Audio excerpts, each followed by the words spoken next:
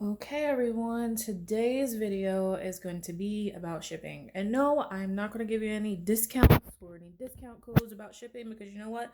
Shipping is expensive. So you're going to have to pay for shipping. I'm sorry, it's just no way to get around it. But I can show you a couple of ways that make your shipping a lot more convenient so your products will not bust in the mail because the post office does not care about your packages, regardless of what you put on there.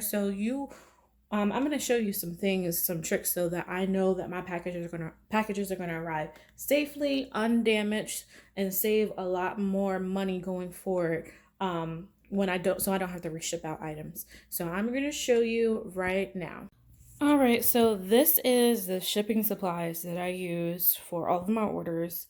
I try to keep it simple, I try to keep it sweet, and I try not to spend a lot of money because frankly, shipping is expensive. So, this is the best um information you're going to get on the internet because every time I looked up information about shipping and how to ship my products out, there wasn't really that much out there. So I want to show you how not only to save money on shipping, but to ship your products out safely so you don't have to reship it again to your customers. So step one is the boxes. So I use two different boxes. I use the personal boxes that I purchase. This size is 11 by 3/4 um 11 3/4 by 8 3/4 by 4 3/4. So it's a nice size. You want to keep your boxes as small as possible because the bigger the box, the more expensive it's going to cost.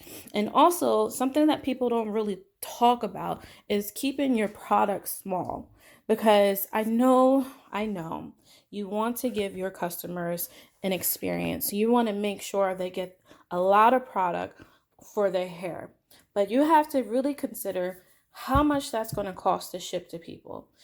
The post office does not give any discounts unless you're pushing thousands of orders a month.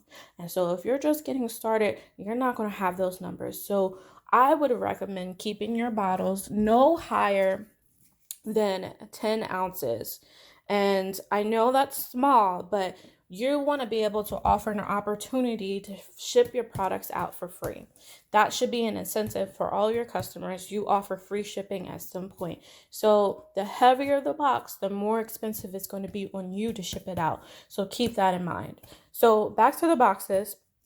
I use these white boxes, and then I also use the priority mail boxes. So this is not your regular priority mail flat rate shipping box. This is the regional rate box. So they have box A and box B.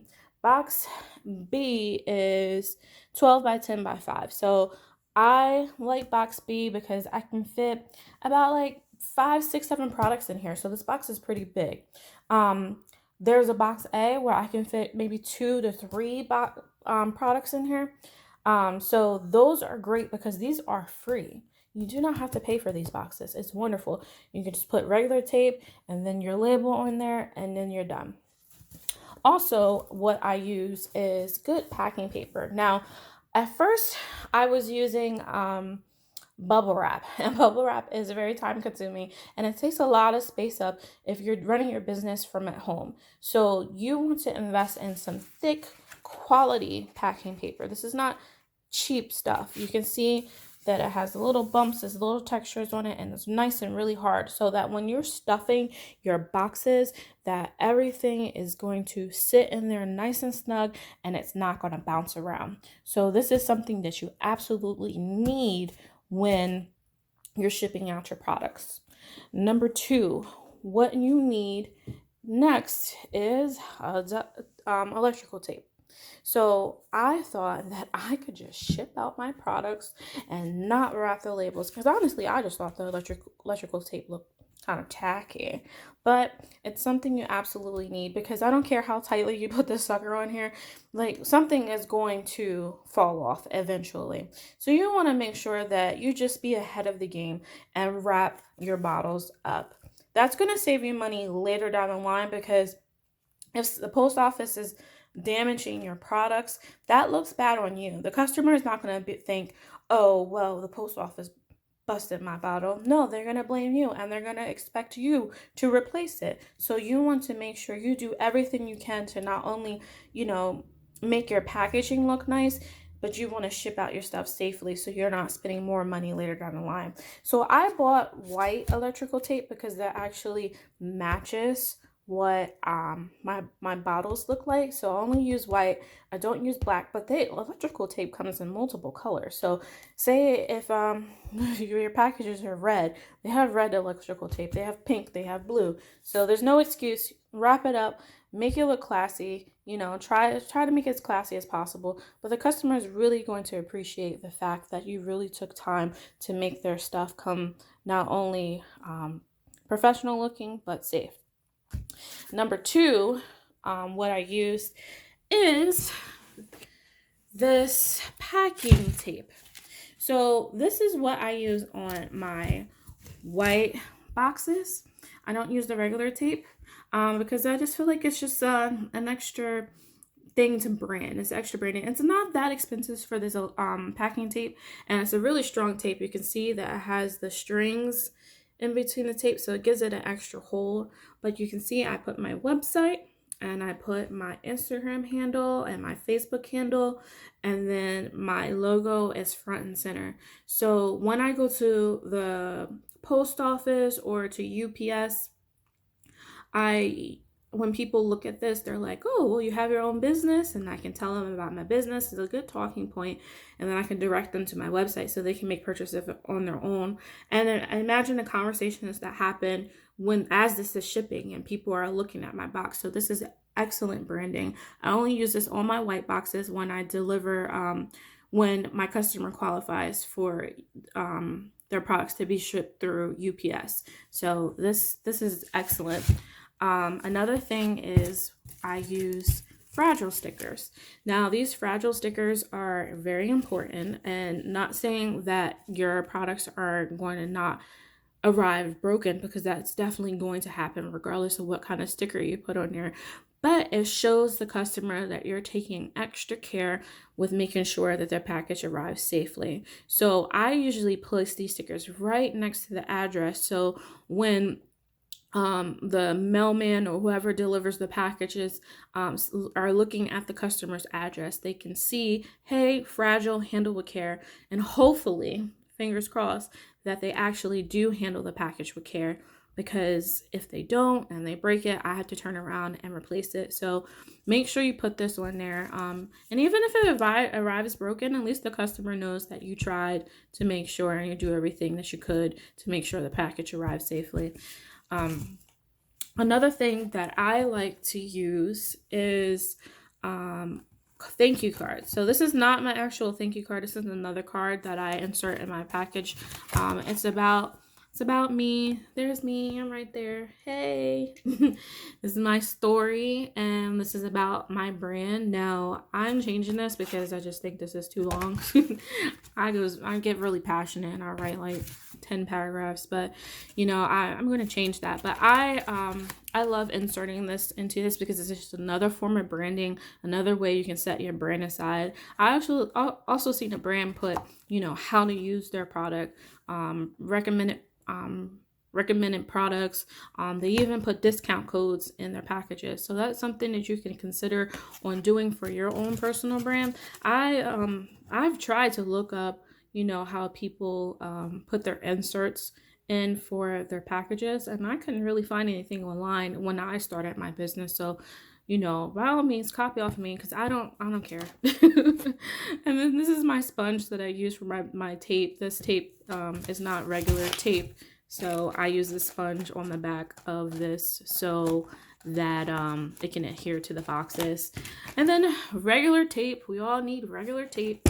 And then my final thing that I use is just these labelers. So it's perforated in the middle, so you can pull off the label.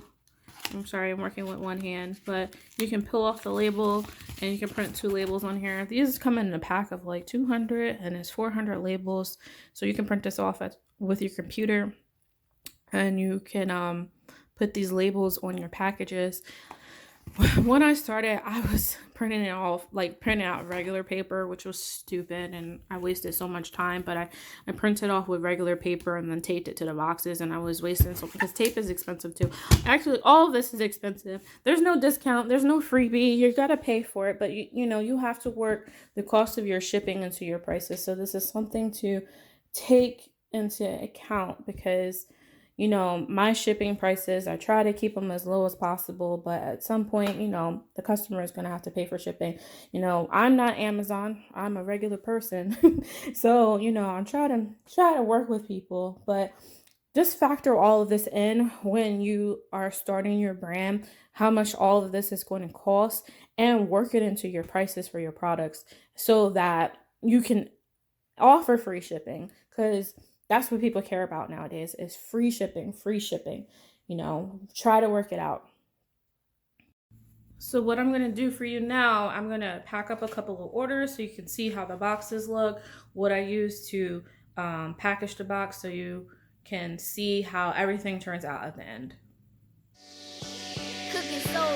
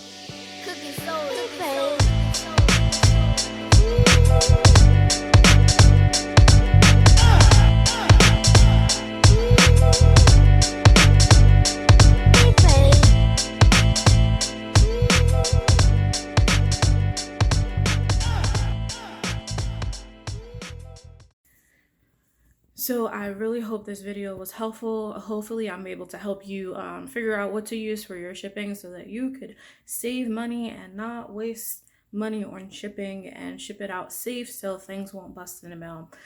If you have any questions, leave them down in the description box.